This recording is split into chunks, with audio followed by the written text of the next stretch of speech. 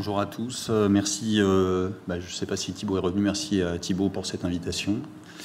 Oui, les troubles conductifs dans l'amylose, c'est un peu le marronnier de l'amylose cardiaque. Il y a des choses comme ça, les traitements diurétiques, etc. Puis les troubles conductifs, c'est vraiment un des marronniers, mais c'est un marronnier qu'il faut quand même connaître avec cette année une petite subtilité, comment les traiter et les prévenir. Alors là, je vous avoue que quand j'ai vu le titre, je me suis un petit peu gratté le cuir chevelu. Mais bon, on va essayer d'en parler un petit peu.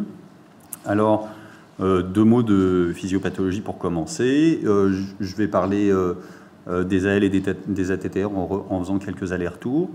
On va parler du rôle de l'exploration électrophysiologique, puisque dans notre expérience en tout cas, et puis dans ce que j'ai trouvé dans la littérature, il est exceptionnel que les troubles conductifs soient détectés sur un simple électrode de surface quand on parle de BAV supérieur ou égal à 2, on va dire, ou sur un holter des 24 heures. On va parler de la place de la stimulation prophylactique, et donc il vaut mieux prévenir que guérir. On va dire deux mots de la digoxine. Alors, vous savez que l'amylose, ça infiltre un peu tout, que c'est un processus évolutif et que ça donne donc cette cardiopathie infiltrative avec ce retentissement hémodynamique, éventuellement une dysautonomie, et puis il y a une infiltration spécialisée des tissus de conduction. Et cette infiltration, elle rentre dans le triangle de Koumel, et donc on va vous reparler tout à l'heure des arythmies que ces patients font, qui sont à haut risque d'arythmie. Et donc on voit les espèces de gros paquets de substances amorphes là, qui infiltrent les travées de cardiomyocytes. Et pour vous montrer à quel point le substrat électrique est altéré chez ces patients, ça c'est des cartes de voltage qui ont été réalisées en vue d'une ablation de fibrillation atriale. C'était l'équipe de Boston. Et le voltage est normal quand il est mauve. Et donc vous voyez qu'on a quelques îlots de voltage qui sont encore normales, mais que sinon, dans l'ensemble, ces patients, ils ont un voltage qui est extrêmement pathologique. Et donc c'est le pendant de ce qu'on disait tout à l'heure, il y a une cardiomyopathie atriale amyloïde qui s'exprime aussi sur le plan électrique. Alors, si on reprend tout d'abord ce qui a été publié dans les amyloses AL, à chaque fois, il y a d'abord des études sur la caractérisation de ces troubles conductifs, et puis après sur ce qu'on peut éventuellement proposer sur la stimulation. Alors ici, c'est une des premières études qui caractérise vraiment la conduction de ces patients. C'est une vieille étude américaine qui date de 97. Vous voyez, pas beaucoup de patients, 25 patients, et ils leur ont tous fait une exploration électrophysiologique. Il n'y en avait aucun qui avait un électro strictement normal, et donc vous voyez qu'il y a cet aspect qui est bien connu, avec le microvoltage, longue queue en antérieur, etc. Et ce qu'ils ont retrouvé, c'est que le temps de récupération sinusale corrigé, le point de Wenckebach, toutes ces choses-là, c'était plutôt pas mal. Par contre, il y a une conduction infranodale qui était très nettement pathologique chez ces patients, et qui pouvait survenir sur des ECG qui étaient dits normaux d'un point de vue conductif, c'est-à-dire avec un PR de surface qui était normal et un QRS qui était fin. Et donc là, vous avez l'exemple d'un intervalle HV qui est prolongé, et vous aviez quand même 20% des patients qui avaient PR normal, QRS fin, qui se retrouvaient avec un HV qui était supérieur à 80, et vous en avez plus de la moitié qui avait un HV qui était supérieur à 55, donc qu'on dit comme étant anormal.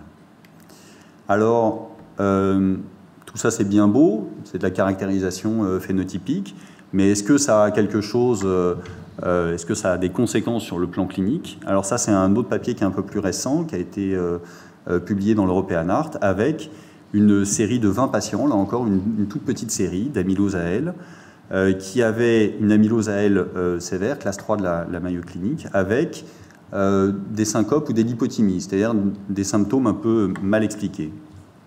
Ils leur ont tous mis un holter implantable, un Reveal, et ils les ont suivis. Alors vous voyez que c'est pas très bon d'avoir de se mettre à syncoper quand on a une amylose AL, parce qu'il y a sur les 20 patients, il y a eu 13 décès assez rapidement, et donc ils ont pu analyser l'enregistrement du reveal dans 8 cas.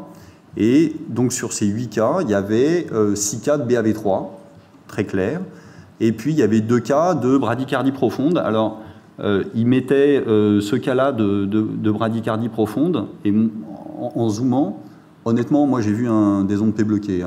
Donc, eux, ils disaient qu'ils ne savaient pas trop, qu'ils ne pouvaient pas trop se prononcer. C'est vrai que sur les reveals, de temps en temps, on a des changements de position qui font que les ondes P ne sont pas bien analysables. Et puis, il y avait un autre cas où il disait qu'il y avait une bradycardie qui précédait de l'arythmie ventriculaire. Et ça, c'est quelque chose que nous, on a vu aussi sur un patient qui était décédé dans le service. Alors, il discutait derrière un petit peu du mécanisme. C'est vrai que là, comme ça, on a l'impression que c'est important de proposer éventuellement une stimulation prophylétique chez ces patients, puisqu'on se retrouve avec quand même un taux de décès qui est élevé. Cependant, on peut aussi voir ce type de tableau-là sur le plan électrique précéder une dissociation électromécanique. C'est-à-dire que les patients peuvent faire la dissociation électromécanique, ils sont en arrêt, et là, ils font le BAV. Donc, la succession chronologique de ces événements-là, elle reste quand même discutable, et même si les auteurs plaidaient pour une implantation prophylactique, ou du moins pour une étude de cette attitude, finalement, la chronologie claire des événements restait encore à établir. L'autre chose qui est intéressant, c'est de discuter un petit peu du mécanisme. Ces BAV paroxystiques, ils survenaient aussi chez des patients qui avaient PR normal, QRS fin. Et c'est intéressant de voir que dans la discussion, il était émis l'hypothèse d'un stunning ischémique chez les patients qui se retrouvent avec des volumes d'éjection très bas, des débits cardiaques très bas, et qui se retrouvent avec une ischémie transitoire aiguë des voies de conduction, avec ce qu'on peut voir dans les infarctus inférieurs, des troubles conductifs aigus. Et donc, c'est vrai que là-dessus, le pacemaker pourrait apparaître un peu comme une cautère sur une jambe de bois, mais c'est quelque chose qui mériterait d'être probablement creusé un petit peu plus. Alors, concernant maintenant l'amylose ATTR, depuis les années 70, là encore, il y a de multiples cas cliniques de BAV rapportés, avec initialement, quand il n'y avait pas de traitement, des PM un peu compassionnels, où on se disait, bon, voilà, le patient est en BAV, il faut bien faire quelque chose. À partir du moment où il y a eu la transplantation, on a observé des cas de BAV périopératoire, et donc on n'a pas été les seuls à les observer. Il y a eu toute une littérature sur l'implantation périopératoire ou préopératoire de ces patients-là. Et puis à partir des années 2010, il y a des cohortes, en particulier de mutations mixtes, avec des cohortes anglaises et américaines qui sont arrivées, où on se rendait compte que finalement, dans chacune de ces cohortes, il y avait un tiers des patients qui finissaient par être implantés. Alors, nous, sur notre série maison, la dernière fois, ça fait déjà un petit moment, quand on avait publié les choses, on avait revu 260 explorations électrophysiologiques. On avait 260 Holter qui disaient pas de troubles conductifs.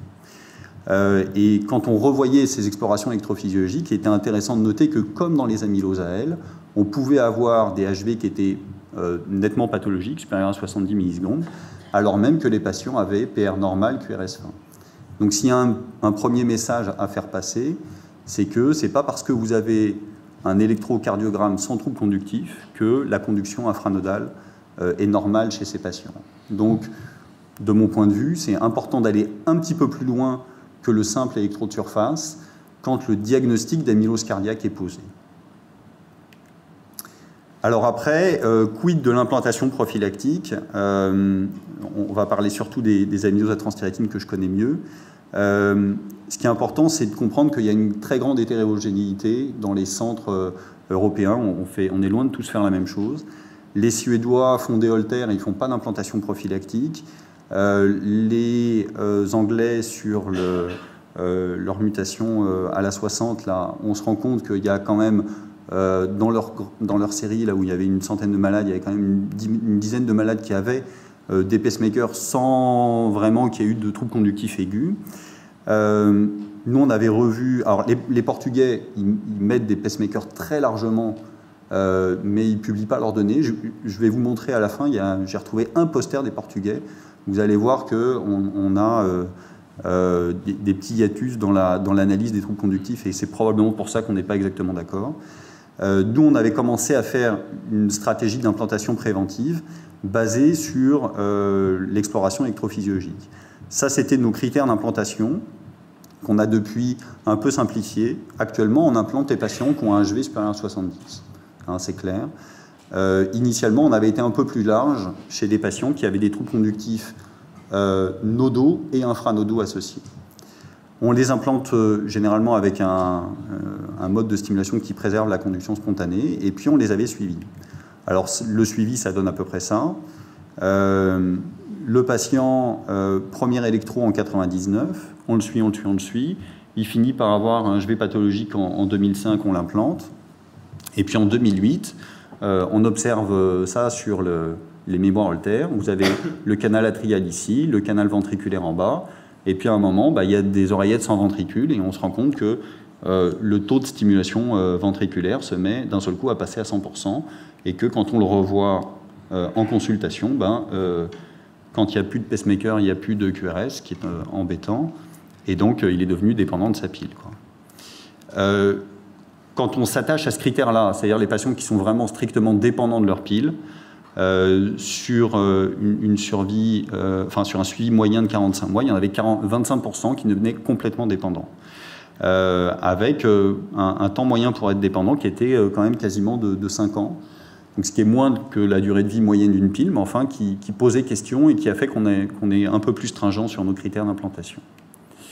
Au-delà de ça, quand on reprend les phénomènes de BAV paroxystique, on se rend compte qu'il y avait quand même un certain nombre de patients qui avaient des taux de stimulation ventriculaire, même si ce n'était pas stricto sensu dépendant de leur stimulateur, des taux de stimulation ventriculaire qui étaient significatifs compte tenu du mode de programmation. Ce qu'il faut savoir, c'est qu'avec ces modes de programmation-là, on a habituellement, chez les patients qui ont une dysfonction sinusale, moins de 1% de stimulation ventriculaire, et sur les BAV paroxystiques, moins de 5%. Et là, quand on s'attachait aux patients qui avaient plus de 5% de stimulation, on en avait quand même quelques-uns. Et on retombait sur un tiers des patients qui avaient donc besoin d'une stimulation ventriculaire de manière significative. Alors, voilà un petit peu où on en est sur la stimulation. Alors maintenant, mieux vaut prévenir que guérir. On vous a déjà parlé tout à l'heure de ce papier dans Circulation. C'est un papier qui a vraiment fait école. Hein. Quand je suis allé voir sur Google Scholar hier, 175 citations, c'est pas mal. Et quand on regarde, en fait, c'est un papier qui est purement in vitro. Hein. C'est-à-dire qu'on a pris des fibriles, on a pris de la digoxine, ils ont regardé comment ça se liait, ils ont regardé comment on pouvait éventuellement le délier, et ils se sont rendus compte que c'était quasiment impossible de délier la digoxine de la fibrille amyloïde. Et donc, là-dessus, il y a eu cette contre-indication qui est classique et classiquement répétée, que la digoxine est contre-indiquée. J'ai trouvé un autre papier, un peu plus récent, qui a été fait par les gens de la Mayo Clinic. Alors, il est un petit peu moins célèbre que le premier papier, hein. Il y a 7 citations.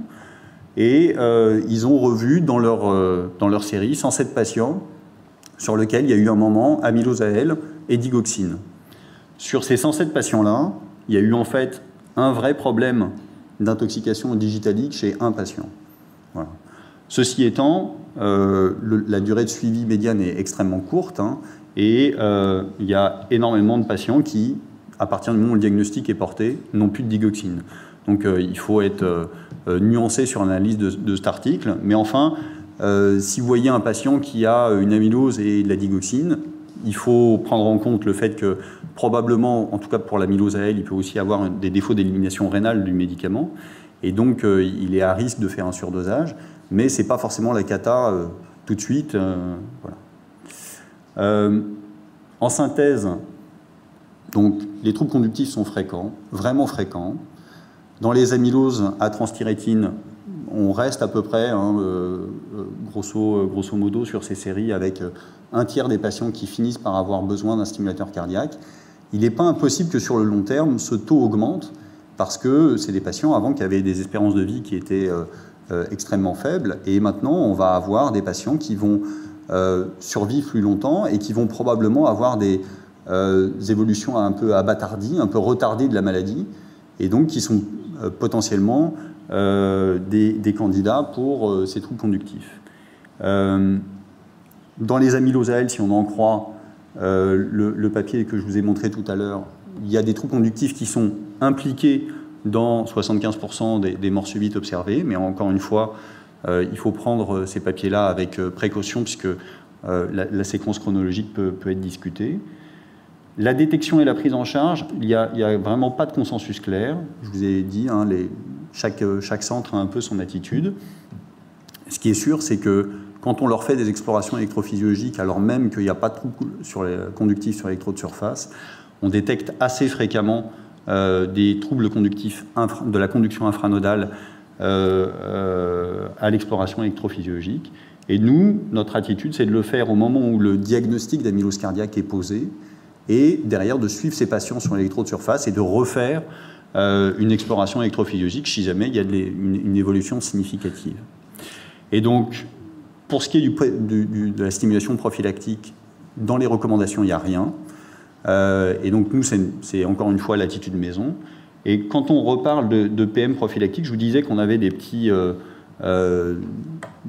dissensus, des petits hiatus d'analyse avec les Portugais. Donc ça, c'est leur poster de l'ESC 2018 que j'étais allé voir. Et ils m'avaient dit, ah non, c'est leur conclusion, la stimulation prophylactique, ça n'a aucune place dans l'amylose cardiaque, y compris dans l'amylose à transthyrétine, on n'en fait pas. Et puis, quand on était allé voir un petit peu, quand j'étais allé voir derrière les résultats de leur poster, eux, ils considèrent qu'un BAV du premier degré, on n'est plus dans la stimulation cardiaque prophylactique. Donc, vous voyez, tout dépend où vous mettez la prophylaxie, quoi, hein.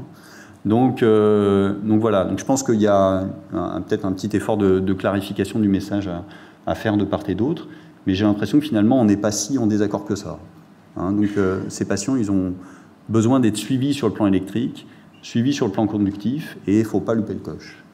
Je vous remercie.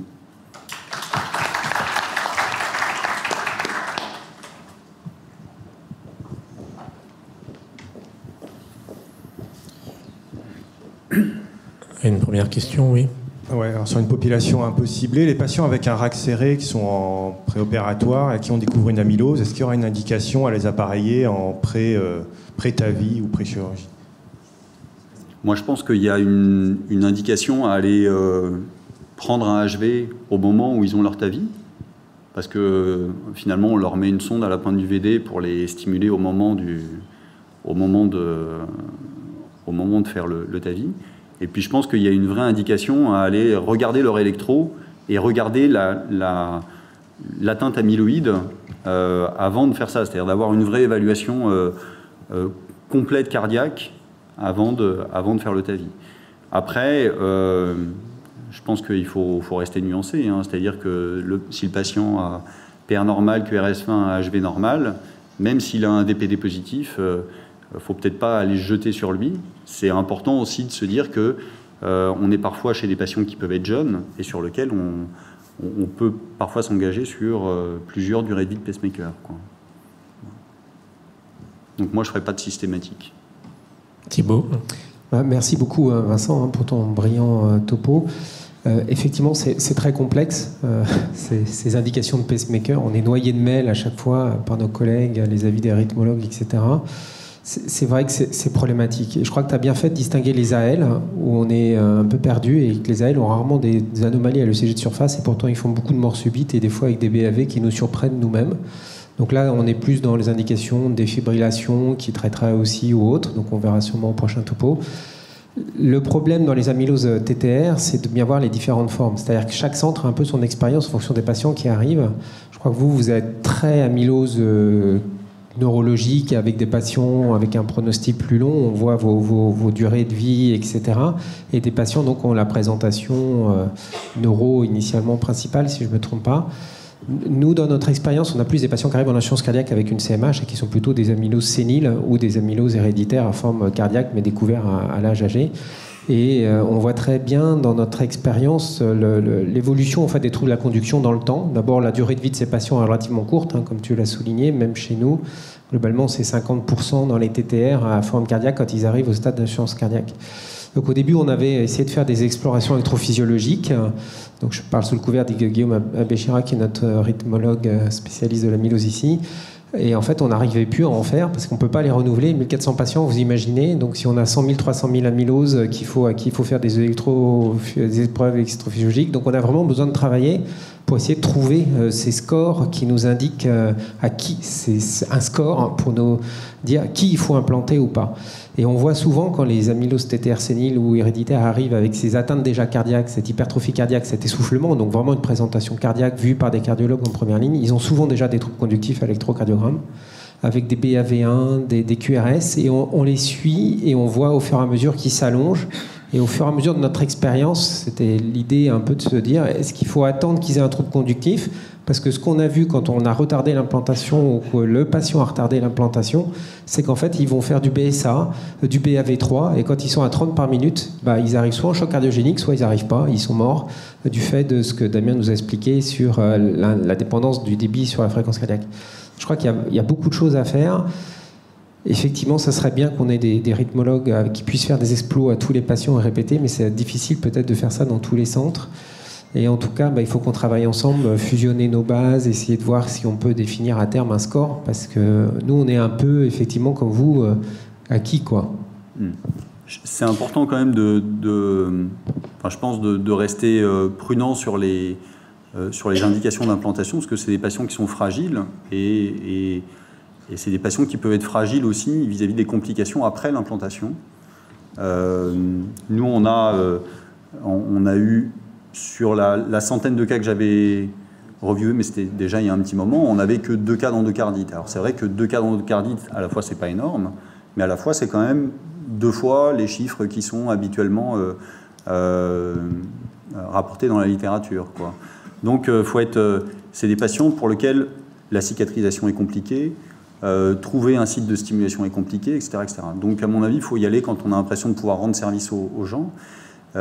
Mais après, moi, je te dis, on avait une attitude qui était beaucoup plus à refaire les explos de manière itérative, sur lequel on a pris un tout petit peu de recul et où on fait une explo une fois de référence et on la répète vraiment que pour les patients qui n'avaient pas d'indication de stimulation, que s'il y a une évolution sur l'électrocardiogramme de surface. Je crois que c'est une question qui est une question pratique très importante, parce que personnellement, à Marseille, on ne fait pas d'explos chez nos patients. Donc, sauf s'il y a bien sûr des arguments, des troubles conductifs ou une indication clinique, mais est-ce qu'on pourrait arriver à un moment... Je comprends bien, Thibaut, qu'on ne peut pas répéter les explorations chez 400 patients, mais est-ce qu'on doit faire... Et peut-être on peut demander à la salle quelle est votre expérience, mais est-ce qu'on doit faire au moins une exploration à toutes les amyloses que nous voyons ? Nous, c'est ce qu'on fait. C'est-à-dire au moment où le diagnostic est réalisé, on les explore de... Est-ce que d'autres peuvent s'exprimer là-dessus ? Est-ce que d'autres font des explorations ? On parle de diagnostic d'amylose cardiaque. Hein. Oui. On parle du fait qu'on est devant un patient chez qui, morphologiquement, on a mis en évidence des dépôts amyloïdes au niveau cardiaque. Donc, c'est pas... Thibaut, tu as raison, on a essentiellement un recrutement de patients avec des neuropathies, mais là, ce dont on parle, c'est bien de patients qui non seulement ont une neuropathie périphérique, mais chez qui on est allé regarder le cœur.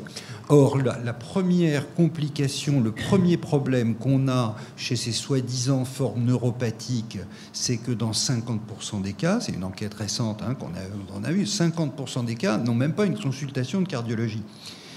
Donc, quand ils ont une consultation de cardiologie, on trouve des choses. Deuxièmement, dans notre série, on a 30% de patients qui ont une implantation de pacemaker parce qu'on met en évidence des troubles conductifs. Hein. Donc, c'est bien qu'il y a... Mais enfin, quand on parle de ces patients-là, c'est des patients qui ont des anomalies morphologiques démontrées.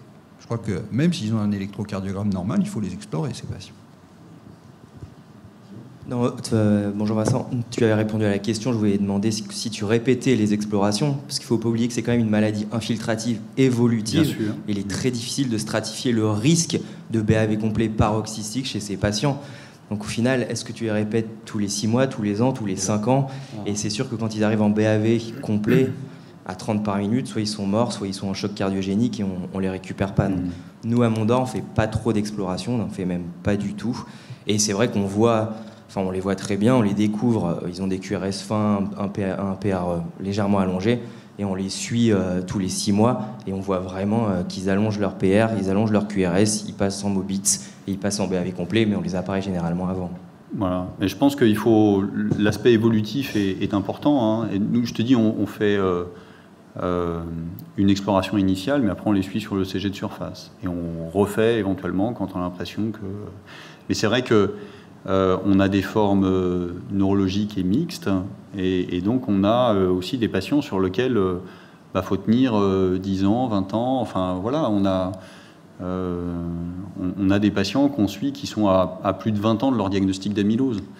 Et donc chez ces patients-là, il faut aussi se dire qu'on est sur une course de fond, et ça va être de plus en plus le cas pour vous aussi à Mondor, parce que les traitements efficaces arrivent, les traitements efficaces vont prolonger la durée de vie de ces patients-là, et donc il va falloir jouer le long terme de plus en plus. Guillaume, une petite question. Tu as dit que tu le suivais sur le CG pour le PR qui s'allonge, puis le BSA, puis le bloc de branche, puis le BAV complet, et que tu les appareillais à un moment donné. Quand est-ce que tu les appareilles? C'est ça la vraie question. C'est parce que tu nous as fait la très belle évolutivité de tous les troubles conductifs jusqu'au BAV complet, mais est-ce qu'à partir du moment où le PR s'allonge et qu'il devient significatif, vous les implantez?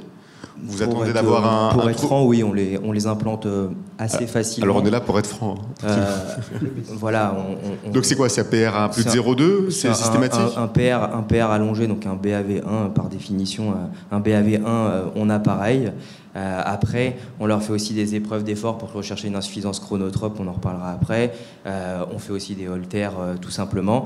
Les patients, souvent, ils ont des symptômes. Alors, ils n'ont pas forcément fait la syncope, mais on les implante assez facilement, oui, sur le CG, purement, et on ne fait pas d'exploration. Donc, PR long, patient pas trop âgé, pas trop âgé, en bon état général, on l'implante très facilement. Ouais. Alors, et j'ai une petite question, parce qu'on travaillait beaucoup avec vous, et parfois on a mis des pacemakers double chambre comme ça, en préventif, et on s'est rendu compte qu'on les a désynchronisés en les stimulant en permanence. C'était l'autre question que je voulais poser à Vincent. Et du coup, quelle est votre politique quand vous décidez de les implanter préventivement? Est-ce que vous avez eu aussi cette expérience de désynchronisation ou d'aggravation après mise en place d'un pacemaker? On va dire que strain altéré, bloc gauche, avec un PR long, on va mettre directement une resynchronisation, parce qu'on va parier sur le fait que le patient va bloquer potentiellement dans pas trop longtemps. Après, PR long, QRS fin, je fais les recommandations normales, il n'y a pas de recommandations, mais c'est double chambre. Si le patient devient dépendant, stimulodépendant, qu'il est symptomatique, on discutera d'un upgrade. La question c'était, là, vous avez dit, à quelle fréquence ils sont stimulés, Joël, ça. En fait, moi, je peux répondre à ta question en même temps, même si tu l'as posée à Vincent. Le problème, en fait, au début, c'est qu'on mettait des doubles chambres aux patients, simplement pour prévenir les troubles de la conduction, mais effectivement, ils deviennent stimulodépendants parce qu'il y a le trouble de conduction qui apparaît, et puis on est obligé de les accélérer, parce qu'au fur et à mesure, ils ont cette insuffisance chronotrope d'effort, mais aussi de repos, et ils se ralentissent, alors qu'on veut prendre le pas. Et on se retrouve à plus pouvoir les stimuler au niveau atrial, mais au niveau ventriculaire, avec un double chambre. Donc effectivement, on s'est retrouvé à devoir mettre des triples, etc. Donc les choses bougent avec le temps. Ça va peut-être bouger effectivement avec les traitements qui vont ralentir ces troubles de la conduction, mais c'est extrêmement complexe. On est dans une maladie qui est très dynamique. Il faut essayer d'avoir un train d'avance, comme prévenir les complications thromboemboliques, comme appareiller les patients avant qu'ils fassent les complications et mettre le bon appareillage. Voilà. Mais c'est encore des choses, on ne sait pas. Et la fréquence cardiaque, il faut l'adapter à la gravité de l'état, et donc c'est peut-être différent entre les patients plutôt amylose héréditaire neurologique avec atteinte cardiaque que les amyloses séniles ou les amyloses héréditaires forme cardiaque pure, où là, avec l'équation des bicardiaques fréquence volume fois enfin la fréquence fois le stroke volume, on est bien obligé de les accélérer à un moment, et on voit que l'accélération rend service à certains patients. Pas à tous, hein, Guillaume, tu es d'accord, mais certains patients, c'est vraiment impressionnant. Et ça, on le voit très bien, donc quand notamment on les choque et qui passent en rythme sinusal à 30 ou 50 par minute post-choc, ils sont pas bien, ou quand ils passent en flotteur, des fois ils ont un système de repli. J'en ai eu un comme ça, il est passé à 50 par minute lorsqu'il est passé en flotteur, on a simplement réglé son PM à 90, il pouvait plus marcher, il s'est relevé, il a été aux toilettes, et après on a pu s'occuper de son flotteur. Donc la fréquence dépendance est très dépendante d'un patient à l'autre et de la gravité de la cardiopathie. Jocelyn. Je pense que c'est vachement bien de discuter de cette indication à mettre en place des stimulateurs cardiaques, et notamment sur la place du BAV du premier degré. Parce que quand on regarde les différentes séries, l'allongement du PR, et quelquefois c'est des allongements relativement considérables du PR, c'est 20, 30, 40% des séries. Donc est-ce que la question qui se pose, c'est d'appareiller 20, 30, 40% des patients quasiment de façon systématique dès leur première prise en charge? Et puis la question que je voulais aussi te poser, Vincent, c'est quand tu dis que les patients qu'on a appareillés sont devenus dépendants, en fait, ils sont devenus dépendants de quoi? Dépendants parce qu'ils n'avaient plus de QRS après le rond de P, ou est-ce que c'est juste cet allongement de l'espace PA qui fait que le stimulateur, l'entraînement ventriculaire a fini par prendre le pas? Alors, sur la première question, je pense que c'est important d'avoir en tête le message que d'habitude, on apprend qu'un BAV du premier degré, quand les QRS sont fins, généralement, on parle de troubles conductifs nodaux, c'est ce qu'on enseigne à nos externes, hein, c'est-à-dire, quand il n'y a pas de troubles conductifs associés, que les patients sont pas trop vieux, etc., on parle de troubles conductifs nodaux. Ce n'est pas du tout le cas pour les amyloses, donc on peut avoir des allongements du PR isolés avec des troubles conductifs infranodaux où on n'est vraiment pas dans la même histoire, et ça, que ce soit dans la TTR ou dans les AL, on sait que cet allongement de l'intervalle HV, les troubles conductifs infranodaux, ils sont associés à un pronostic péjoratif, des survies plus courtes, quoi. Donc, à mon avis, il faut vraiment avoir une dichotomie là-dessus. Et quand on a une cohorte de patients avec des troubles conductifs, des PR longs isolés qui correspondent à des atteintes infranodales, à mon avis, il ne faut pas hésiter à les appareiller. Ça, c'était la première question. Et la deuxième, c'était...